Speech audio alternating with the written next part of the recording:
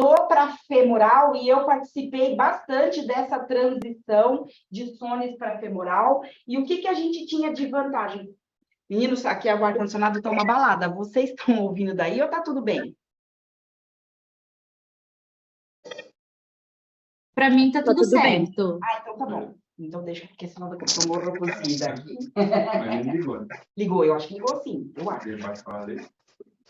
Então, pessoal, o que a gente tinha de vantagem em relação um para o outro, né? Primeiro que, teoricamente, aqui na femoral, eu tinha menos limitação do que eu iria tratar, então, os dispositivos para tratamento começaram a vir cada vez maiores, né? Com calibre maior, e eu tinha restrição quando eu falava de artéria braquial. Né? Então, não conseguia entrar com 2 balões, com 2 stents para fazer um crush, uma técnica de crushing. Então, melhorou bastante o calibre e dos materiais que eu poderia utilizar aqui na femoral. Em contrapartida, meninos, teoricamente, eu tinha um pouco mais de complicação. Era uma artéria com maior calibre e uma artéria que me causava muito mais complicações vasculares. Outra vantagem, quando eu falo da técnica de Sones, o paciente tinha repouso relativo no leito. Então, era aquele paciente que, apesar do braço, a gente pedir para não movimentar, mas era só o braço. Então, ele conseguia ir ao banheiro com auxílio, ele conseguia se alimentar com o outro braço. Quando eu falo na femoral, pessoal, primeiro que o repouso, que a gente chama da hemodinâmica, onde os pacientes ficam para se recuperar, ele precisou aumentar, porque aí os pacientes precisavam ficar todos em repouso absoluto no leito, em decúbito no máximo a 30 graus, você tinha dificuldade para o paciente se alimentar, ele não conseguia sentar para ir no banheiro, então você tinha aquela dificuldade, pacientes que não conseguiam fazer nada no papagaio, né? Então, ele começava a ficar com distensão vesical e você tinha que, muitas vezes, sondar. Então, o repouso das hemodinâmicas precisou aumentar quando eu falava de acesso femoral, né? Porque aí não se compara várias cadeiras com várias macas, né, meninos? Então, o espaço também mudou. E aí, eu tive essa mudança para o acesso radial quando eu falo em cardiologia intervencionista, e a neuro começou agora, aos pouquinhos, também buscar uma via de acesso diferente, que não seja femoral, ok? A neuroradiologia. A vascular, meninos, ainda assim, a minha experiência é que a vascular ainda não, ela não se interessa muito pela mudança do acesso. Ok? A cardio, ela já está praticamente consolidada em vários locais. A gente ainda tem uma escola femoral, então, profissionais excelentes que ainda vieram de escola femoral, tá, meninos? E que a gente está fazendo essa transição. Então, hoje, o Brasil ainda faz mais femoral do que radial, e isso está mudando, a gente percebe uma inversão das curvas, tá?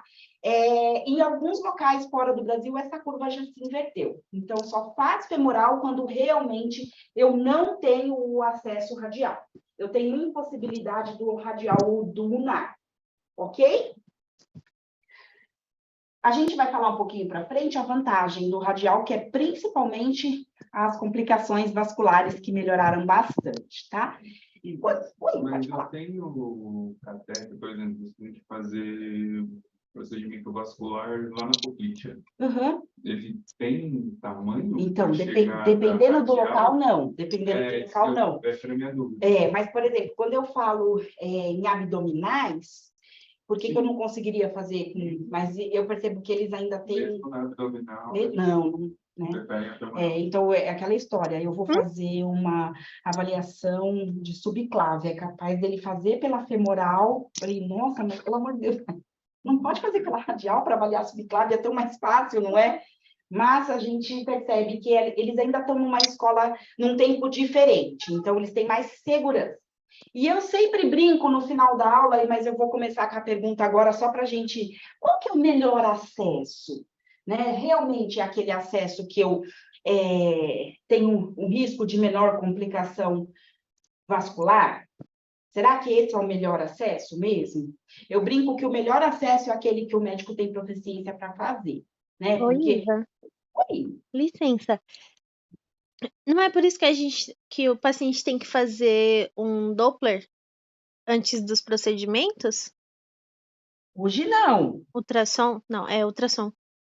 Não, hoje não faz pré-procedimento, porque a gente tem outras estratégias para avaliar a perfusão, se é adequada ou não. Não precisa fazer o Doppler. Tá bom, obrigada. Na verdade, O teste de Allen já resolve, né? exatamente. A gente tem, vou mostrar aqui a pleximografia, a oximetria de pulso, o teste de Allen, são testes que a gente já consegue fazer. Agora, será que você não está confundindo quando a gente usa o ultrassom para fazer a punção em si? Será que não é isso? Não, eu perguntei porque no pré-cirúrgico da minha avó o médico fez ultrassom para avaliar. Os acessos? É, Então, assim, hoje a gente, para segurança, alguns médicos gostam de fazer a punção guiada por ultrassom, que não precisa, teoricamente, ser o Doppler, né? Eles fazem com ultrassom portátil, para ter certeza e reduzir o índice de complicações dessa punção, ok? Mas para avaliar se aquela via de acesso é boa ou não, teoricamente, eu não preciso hoje do Doppler, é só para segurança no momento da punção mesmo, para não ter punção concomitante de artéria com veia, para eu não transfixar o vaso, então eles usam ultrassom nesses casos, ok? Mas para eu avaliar o melhor acesso, teoricamente eu brinco, óbvio, né, gente? Hoje o acesso radial tem um índice bem menor de complicações, mas imagina um médico que tem uma experiência gigante num certo procedimento, vou dar um exemplo de uma TAV, né, um implante percutâneo de válvula aórtica, mas ele, sei lá, tem maior facilidade na função porque ele veio de um colégio, de uma época, de um colégio femoral, certo? Funciona femoral. Ok? Porque, teoricamente, a técnica dele é melhor quando é femoral. Mesmo se essa técnica, por exemplo, eu sei que não é mais uma realidade, mas se ele tivesse vindo de uma escola de subclasse, De axilar. axilar, Uhum. a gente ia preferir que ele funcionasse axilar ou Aí a não. gente conversar com Mas é que assim, a escola da femoral teoricamente é mais antiga, né? Então, para quem sabe fazer, até porque, por exemplo, cardiologistas não fazem axilar, quem faz axilar é só vascular e neuro, né? Teoricamente, para quem sabe fazer axilar, e isso ela não era uma técnica corriqueira, sabe fazer a femoral. Porque depois da femoral, a que tem maior calibre é a axilar, ok? Então, não tenho dúvidas disso, né? Se entre a femoral e a axilar, pelo amor de Deus, ninguém faz a femoral. Quando eu falo em técnica, meninos, talvez algumas outras aulas, a partir de hoje, eles vão falar para vocês, então a técnica utilizada é a técnica de Seldinger, é a técnica de Seldinger. Pessoal, isso virou até engraçado, porque a hemodinâmica traz muito para a gente, né, essa técnica de Seldinger, que foi feita em junho de 1952, porque até então era feito tudo por dissecção. Então, o Seldinger, ele era um radiologista sueco, que ele desenvolveu uma técnica que a gente apelidou de agulha sobre fio. O que é isso? Então, ele funcionava esse vaso, passava um fio dentro dessa agulha, ok? Deixava esse fio, tirava a agulha e colocava um dispositivo e tirava esse fio, né? Então, hoje, tudo que eu faço é técnica de Seldinger. Então, se eu vou passar um marca-passo, aquele introdutor é técnica de Seldinger. Se eu vou passar um Swan-Ganz, aquilo é técnica de Seldinger. Se eu vou passar uma PAM com aqueles kits de PAM, né? Aquilo tem um fiozinho e ele faz exatamente a técnica de Seldinger. Meninos, hoje, essa técnica que vocês estão vendo aqui chama-se Seldinger modificada. Porque a técnica de Seldinger original, ele transfixava o vaso, então ele funcionava. Aqui, na agulha, ele conseguia visualizar, né? Eu atingi um vaso, seja veia ou artéria, e aí ele transfixava isso para ter certeza de que, pronto, agora eu passei do vaso, e depois ele retornava com a agulha quando ele via novamente um fluxo sanguíneo, ele falava, bom, agora eu estou de volta aqui no vaso. O que acontecia com isso? A gente que é da enfermagem, a Florence ensinou a gente diferente, gente, não transfixa, porque dá complicação, né? Mas o Stedinger, ele queria ter certeza. Então, meninos, o índice de complicação que eu tinha na parte posterior do vaso era muito grande. Imagina fazer heparina, antiagregante plaquetário e aquele furo lá na parte posterior do vaso. Não dá, né, gente? Ai, meu pseudoneurismo. Olha o meu pseudoneurisma, olha o meu hematoma aí, gente. Não, hematoma com certeza. Entendeu? Então, meninos, hoje a gente usa essa que vocês estão vendo aqui, essa imagem, é o que a gente usa de técnica de Seldinger modificada. Modificada porque hoje eu não faço a transfixação do vaso na parede posterior, ok? Então, eu visualizei, eu tenho algum tipo de fluxo, seja arterial ou venoso, ok, joia. Então, eu vou passar o fio, eu tiro o fio, eu tiro a agulha, passo o introdutor, tiro o fio e fico lá com o meu dispositivo, ok? Teoricamente, a mesma técnica de função de engenharia, só que o gel por a agulha já A gente só não usa o fio, né? A gente só não usa o fio. A gente só não usa o fio. É isso aí, mas é exatamente isso. A técnica é muito próxima e a Florence nos ensinou que a gente não tem que posicionar a parede posterior do vaso. Anos à frente, anos. Mas vamos lá. Vamos falar um pouquinho do acesso femoral? E eu acho que essa aula fica até um pouquinho carregada, né? Porque o acesso femoral é muita coisa. E por que a gente precisa falar do acesso femoral? Por dois motivos. Primeiro, porque no Brasil a gente usa muito ainda a técnica femoral em alguns serviços. E segundo, quando eu não tenho a possibilidade de usar a radial por algum motivo, eu preciso fazer via femoral. Ok, meninos? Lembrando que a gente pode acontecer, é aquilo que eu falei no início. Eu faço por radial, de repente eu percebo que eu tenho que fazer um tratamento grande para esse paciente, eu vou precisar de materiais de grande calibre em que a radial não suporta, então a gente fala que faz crossover do acesso, ou seja, eu comecei por um e eu vou ter que terminar por outro, porque para a segurança do paciente, eu não vou poder fazer por radial, então eu vou ter que ir por femoral. Então, é um vaso que se utiliza principalmente na radiologia e na neuro, hoje em dia, na eletrofisiologia, ok? Então, vamos começar. Claro. Agora ele ligou. Estava carregando. Agora ele ligou mesmo. Não, tá ótimo. Tá ótimo. Se você... É que ela é magrinha, ela vai sentir muito frio, viu? Você já não tinha esse problema. Considerando num procedimento que a gente precisou fazer esse crossover, pensando ali na agilização do processo, eu vou manter aquela radial com o produtor caso ele precise por algum motivo ou já tira e começa a montar vida? Existem as duas possibilidades. Eu posso tirar aquilo, então, enquanto o médico vai fazendo a punção aqui na femoral, o enfermeiro já pode tirar o introdutor e colocar a pulseira, como a gente pode deixar tudo para o final. A gente tira, que eu acho o ideal, porque você manipula, você vai tirar de uma artéria, vai colocar a pulseira, aí você tem que fazer o controle da pulseira. Então, vamos esperar terminar, não está sangrando, está tudo bonitinho, e a gente tira os dispositivos no final do procedimento, ok? Então, eu acho o ideal fazer isso, mas tem gente que pode não, já tira agora, até porque quando eu falo de um procedimento terapêutico, meninos, é um enxame de heparina que a gente usa, então, o risco de um sangramento ali é desnecessário. Então, espera terminar, a gente tira tudo junto, ok? A punção femoral, o acesso femoral, pessoal, ele pode ser feito de punção, como eu falei para vocês, a técnica de Seldinger, como ele pode ser por dissecção, e hoje diminuiu muito, muito, muito a quantidade de dissecção feita na hemodinâmica. Quem fazia muita dissecção aerovascular, então ele, vou tratar, vou fazer uma endoprótese de aorta. Já pede a caixa, porque um lado eu vou dissecar. Falei, que parte do minimamente invasivo esse homem não entendeu, né?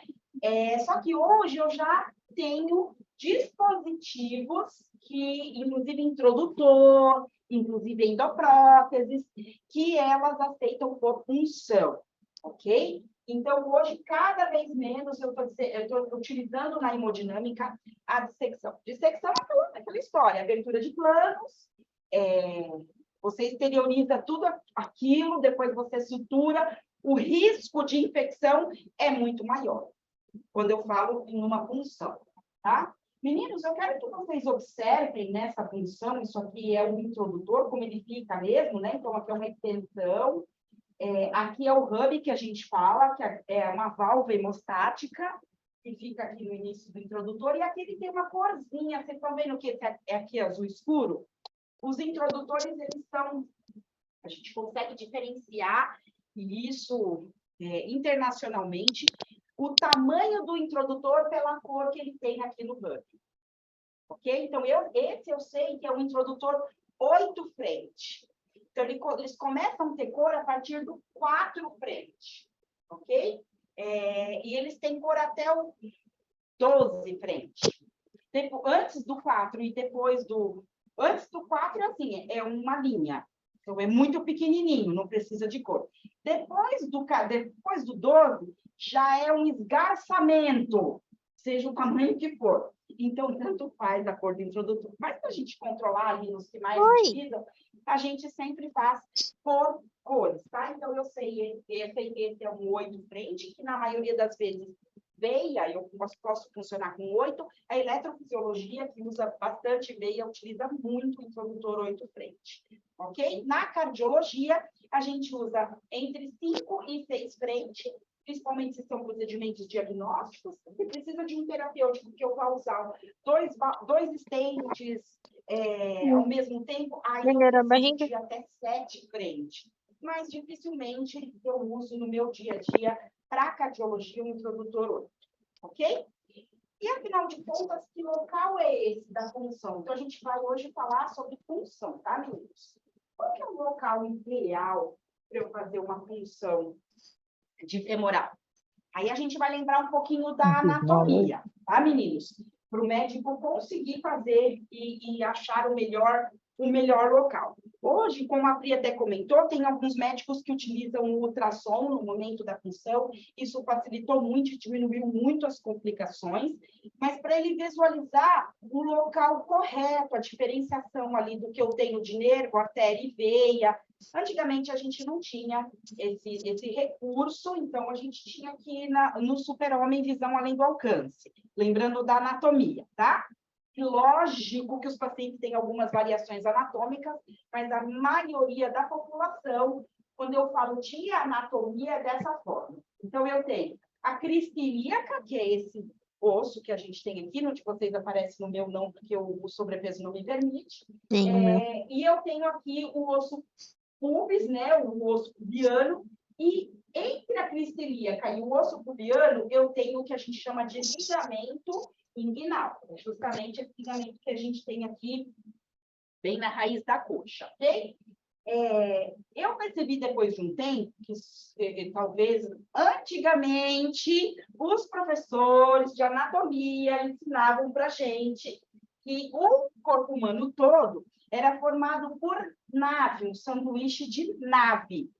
Nervo mais externo, artéria no meio e veia mais interno. O corpo humano todo é assim, feitos de nave, não são naves espaciais, são naves de nervo, artéria e veia, ok? Então, lembrando que o nervo é sempre mais externo, a artéria fica no meio do sanduíche para ser protegida e a veia fica no mais interno, ok? Então, o nosso nave aqui, ó, nervo amarelinho, artéria rosinha e a veia, esse azulzinho claro, ok? Bom, o intuito dele é funcionar aqui a artéria femoral, então esse cor-de-rosa. Quando eu falo em artéria femoral, meninos, vamos relembrar um pouquinho. Então, é a aorta, quando a aorta se divide, ela vira ilíaca.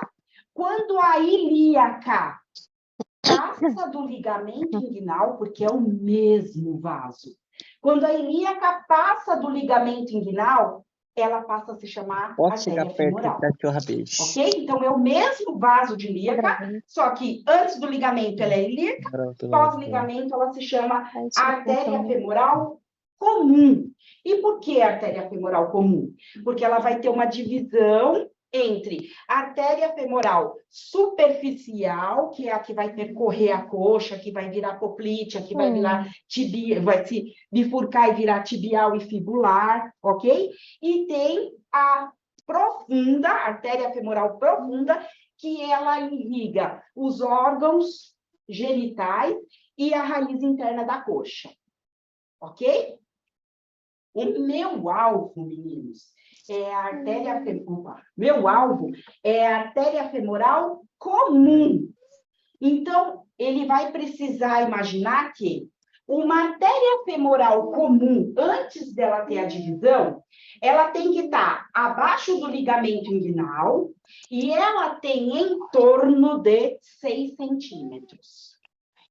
Então, o alvo, eu preciso... Não tem ultrassom, tá, Bri? Eu não tenho essa técnica, vamos supor. Sou pobrinha, eu não tenho ultrassom para funcionar. Ele quer acertar esses 6 centímetros. Então, ele palpa o ligamento inguinal, palpa o pulso arterial, lembrando que é tudo juntinho, lembra do nosso sanduíche, né? Então, ele tem que palpar o pulso arterial e ele vai funcionar em torno de 1 a 3 centímetros abaixo do ligamento inguinal, pensando que, se for 6 e eu funcionar em torno de 3, eu vou pegar onde? Bem no meio da artéria femoral comum, porque a maioria da população tem uma artéria femoral comum em torno de 6 centímetros de comprimento. Ok, meninos? Então, de 1 a 3 centímetros abaixo do ligamento inguinal é o meu alvo para a punção do meu acesso femoral. Ok? Lembrando, mais uma vez, funcionar de preferência a parede anterior da artéria, né? E quando você funciona a parede posterior, você fica com aquele orifício, muitas vezes sangrando, lembrando que a artéria principalmente tem fluxo, né, meninos? Bom, eu preciso evitar funcionar a bifurcação, mais uma vez. Hoje, com o auxílio do ultrassom, ok, mas tem muitos locais que não tem. Então, por isso que o ideal é, no máximo, até 3 centímetros. Porque se você funciona ela muito baixa, você corre o risco de funcionar justamente aquela bifurcação ou funcionar o que a gente chama de punção baixa, que pode funcionar superficial e a profunda, lembrando que o calibre da comum, ela vai se dividir em 2, quando eu falo em superficial e profunda. Tudo bem, meninos? Então, para mim, é melhor trabalhar neste cenário de artéria femoral comum, em torno de 1 a 3 centímetros abaixo do meu ligamento inguinal. Aqui eu mostro justamente uma imagem, né, de uma angiografia para vocês. Então, delimitando, ó, a partir daqui, isso aqui é ligamento inguinal. Então, de 1 a 3 centímetros, o ideal é que ele seja funcionado mais ou menos aqui no meio, e aqui é a bifurcação que eu falei para vocês. Então, esse aqui, menino, vocês de casa conseguem ver, meninos? O introdutor aqui, ó, esse aqui é o que fica na pele, tá? Que é aquele que a gente conseguiu ver, essa é a via lateral do introdutor.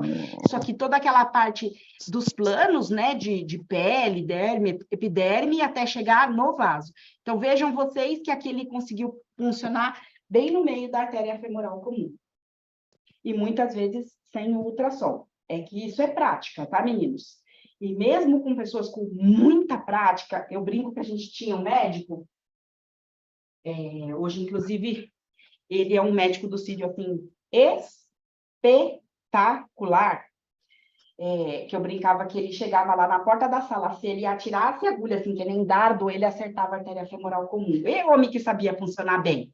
Eita, homem que sabia funcionar bem. Era impressionante, assim, não ficava de muito trelelê. Tem gente que, tem médico que palpa, e ele chama as divindades, aí ele palpa de novo, aí ele vai com a agulha, ele desiste, aí ele palpa de novo. A ultrassom melhorou muito, né, meninos? Mas tem médico que tem uma habilidade, e vou falar em contrapartida, que a gente tinha uma médica da congênita, que ela funcionava bebê de horas, neonato de horas, eu não tô brincando. Ela, Ivanise, um scalp 19, ela pegava aquele scalp e ela cortava a extensão do scalp. Aquela era a agulha de punção dela. Eu falava, meu Deus, esse ratinho aqui, como ela vai achar uma artéria femoral desse ratinho? Gente, ela funcionava de primeira, as crianças, com Scalp 19. Aí ela ia fazer um FOP, ela era da congênita, ela ia fazer um FOP, vinha um rapaz, assim, 25 anos, rapaz, não conseguia funcionar. Vanessa, chama pelo amor de Deus, essa gente grande, eu não estou sabendo funcionar. Chama aqueles residentes da cardiologia para vir funcionar esse homenzarrão aqui. Porque o tamanho da femoral dele era o tamanho da criança que ela funcionava, né? Então, funcionava bebês. Então, isso é muito da prática da pessoa, ok? E teoricamente, meninos, não é difícil, até porque fica tudo muito juntinho, ter uma punção concomitante da veia, ou então o paciente, não sei se quem trabalha em hemodinâmica já viu, quando funciona a femoral, o paciente, ai, parece que eu senti um choque. Esse choque é quando ele trisca o nervo. Lembra? Nervo, artéria e veia. Então, quando ele trisca, dá uma triscadinha ali, o paciente sente um choquinho, e isso é porque ele fez uma punçãozinha ali, ele triscou o nervo. Ok, meninos? Esses são os materiais que eu utilizo para fazer a punção. Então, esses dois primeiros, eu sempre gosto de enfatizar que o primeiro é uma agulha de punção e o segundo é um gelco. E hoje, quem for de hemodinâmica pode me ajudar. Dentro do mesmo serviço, a gente tem uma dificuldade enorme, porque tem médicos que gostam de funcionar com agulha de punção e já testamos por diversas vezes estar de acordo com a NR32, que fala que é preciso ter dispositivo de segurança, e eles não conseguem, eles não aceitam, eu acho que também é uma falta de prática, né, porque ela vem com um dispositivo diferente que você puxa, como se fosse uma bolinha, que depois você puxa essa agulha de punção, não se acostumaram. E tem médicos que não abrem mão do gel para funcionar. E por que é ruim o gel, meninos? Alguém sabe dizer? Por que a gente tenta evitar dar o gel para eles? Alguém sabe? Pessoalzinha de casa, alguém sabe? Claro que eles querem o gel sem dispositivo de segurança também, né, bobinha? Não pensa você que eles aceitam da NR32 que eles não querem. Sabe qual é o problema? O gel tem mandril. Então, se você for pensar do material que ele tem, material plástico que é por fora, seria lindo, porque ele agride um pouco menos o vaso. O problema é que ele tem mandril, então ele funciona, ele não achou, ele coloca o mandril de novo e tenta de novo, aí ele tira o mandril, aí ele coloca o mandril, ele tira o mandril, ele coloca o mandril, tira o mandril. O risco de você fazer uma lesão no vaso é muito maior, por isso que a gente evita dar o gel.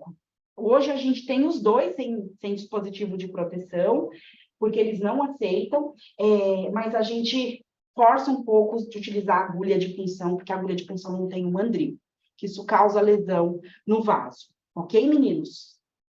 A gente já aprendeu isso também faz tempo, desculpa. Obrigada, Florence. Né? Que a gente não pode ficar tirando e colocando mandril, porque você faz uma lesão no vaso, mas não tem uma Florence na vida deles, então deixa pra lá. Bom, vamos lá, meninos. Esse aqui é o conjunto de introdutor. Esse aqui é um dilatador.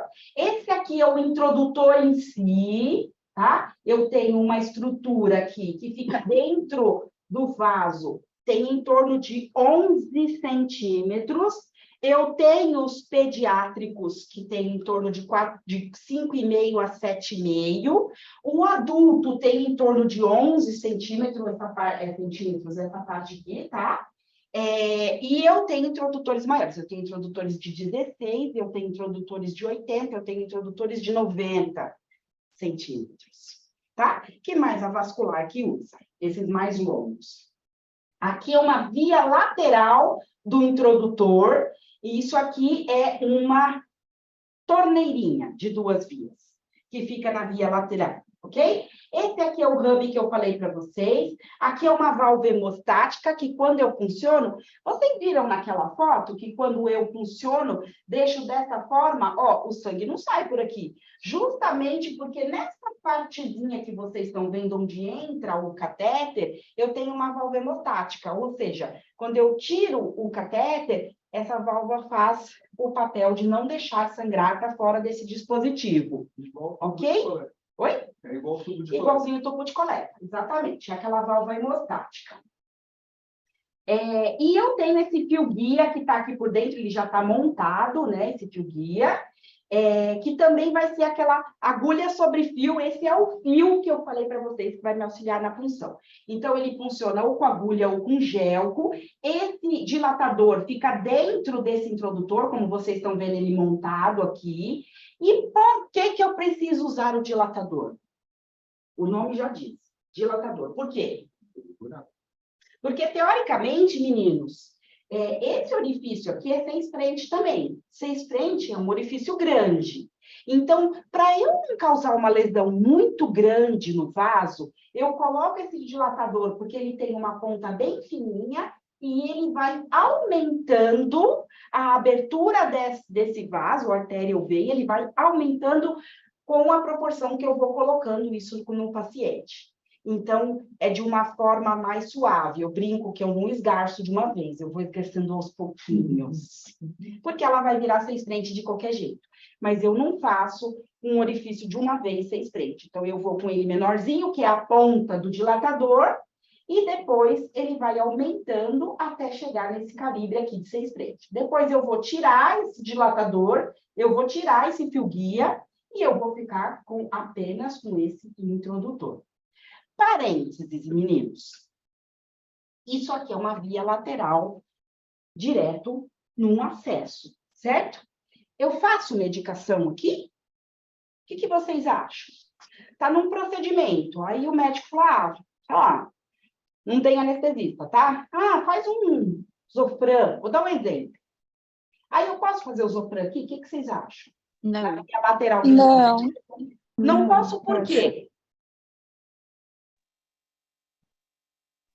Porque é uma via exclusiva, se não pode perder o acesso? Não é ele que faz. Por conta da contaminação? Não. Não é.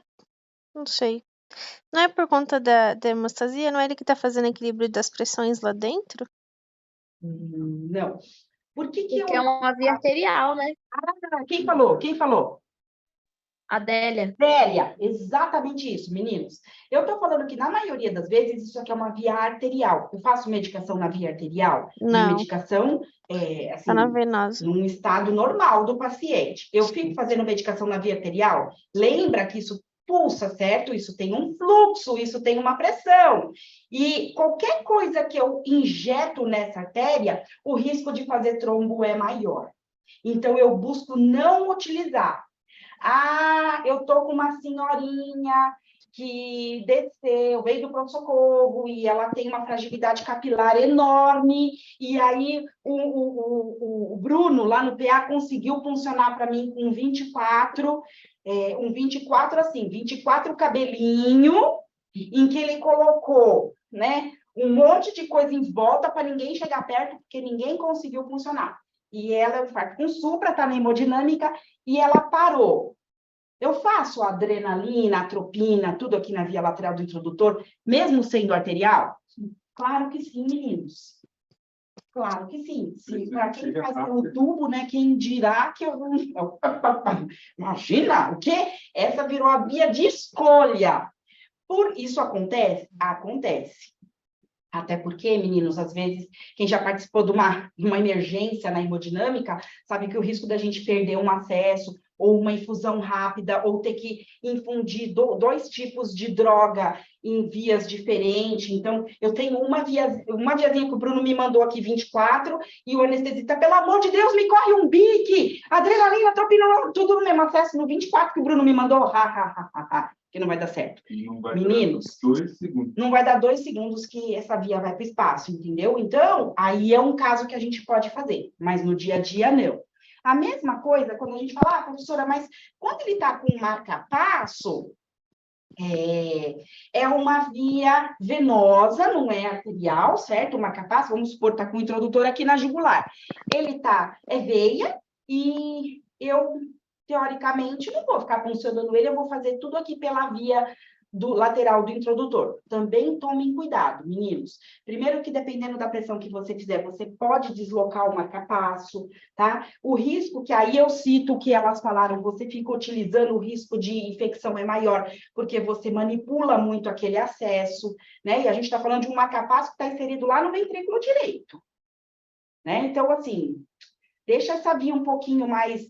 Se eu realmente precisar, eu vou utilizar. Se não, deixa ela quietinha lá, seja venoso ou arterial. Mas numa emergência, isso não tem escolha, tá, meninos? Então, esse verdinho que vocês estão vendo é o famoso introdutor 6 frente, ok? É o que a gente usa no dia a dia mesmo. A gente só tem uma diferença aí, que a gente tem um introdutor radial e femoral, ele é um pouquinho diferente. O radial, ele é um pouquinho mais fininho aqui na ponta, tá? Em relação ao femoral.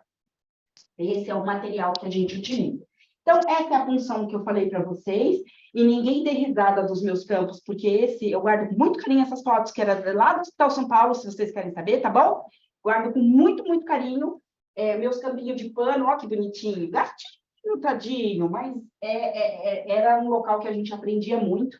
Então, essa é a função que eu falei para vocês, né? Que ele coloca a agulha, ó, ele passa o fio na agulha, aí ele tira esse fio e passa o introdutor, e fica aqui o introdutor 6 frente, ok? Femoral. Técnica de Seldinger modificada. Pessoal, deu para entender, quando eu falo de punção de femoral, como funciona?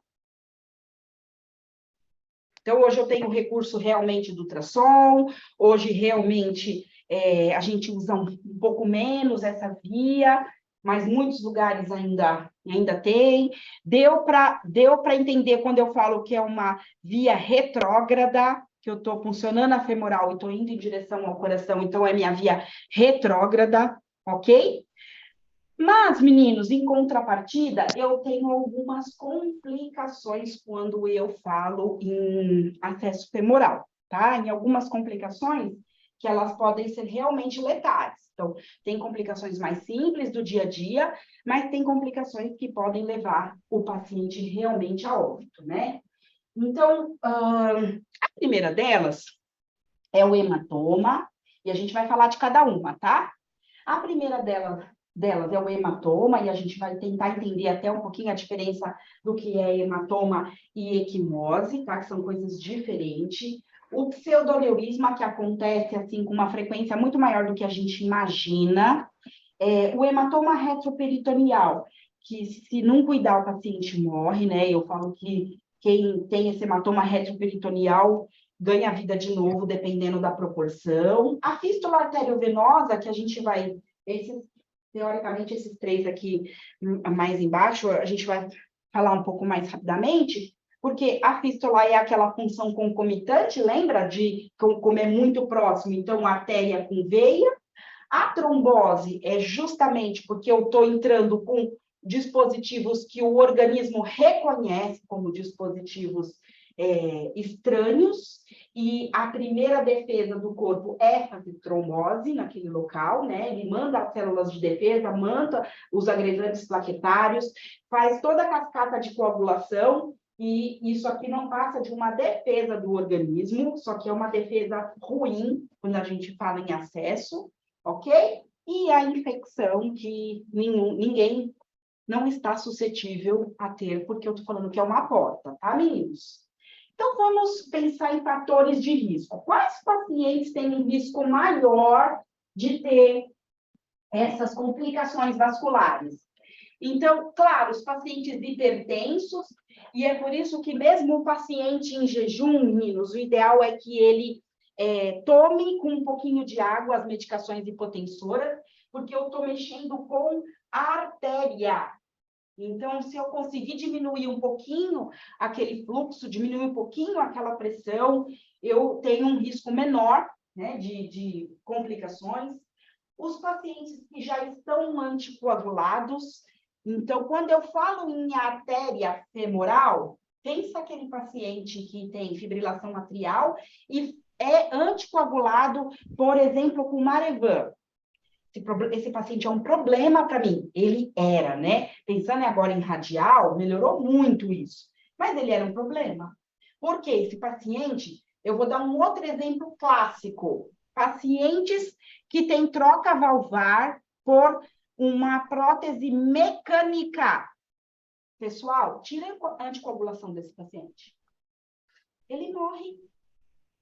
Ele morre.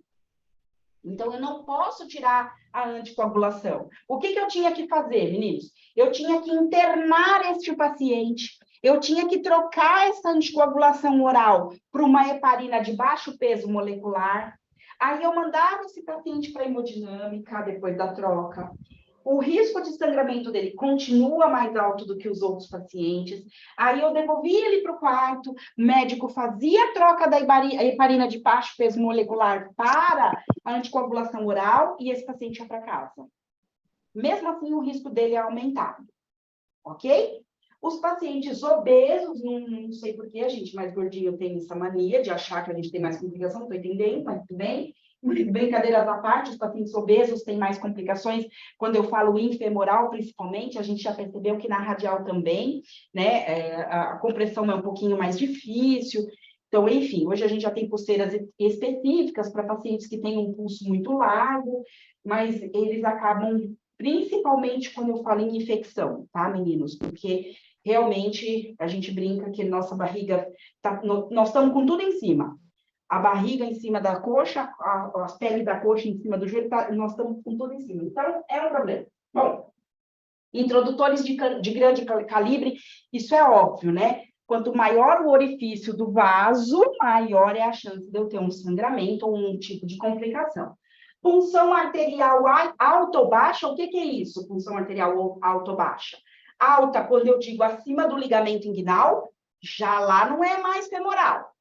Ela é inguinal, isso. E baixa, meninos, é quando eu funciono para baixo da bifurcação, que eu acabo funcionando a superficial ou a profunda, tá? Eu também tenho um risco maior em cima, porque vocês vão ver que hematoma retroperitoneal aí, uma das principais causas de função muito alta, e quando eu falo funções abaixo, o calibre dela é menor. Então, o risco de manipulação, de eu formar alguma lesão ali também é maior. Deambulação prematura dos pacientes, e a gente tem vários e vários trabalhos falando que da tentativa de deambulação precoce, infemoral, nunca foi muito para frente, meninos. A gente percebia que os pacientes que deambulavam precocemente, eles tinham um risco de sangramento maior do que os que ficavam em repouso absoluto no leito. Ok? Era ele, com o tempo menor, das 6 horas ele volta para o seu pronto-socorro de novo. Entendeu? Ele volta para o pronto-socorro. Você imagina que lá no Hospital São Paulo, antigamente não tinha metrô bem do lado, né? A primeira estação do metrô era lá na Santa Cruz. 8 quarteirões. Falo porque eu desci, né? 3 anos, desci e subi 8 quarteirões, certo? Imagina quando ele chegava lá no metrô Santa Cruz, a polícia militar trazia ele de volta lá do metrô, né? Tem um moço sangrando a perna abaixo, tá fazendo xixi e sangue. Porque, imagina, uma função arterial, ele andando até lá, gente. Então, é um problema.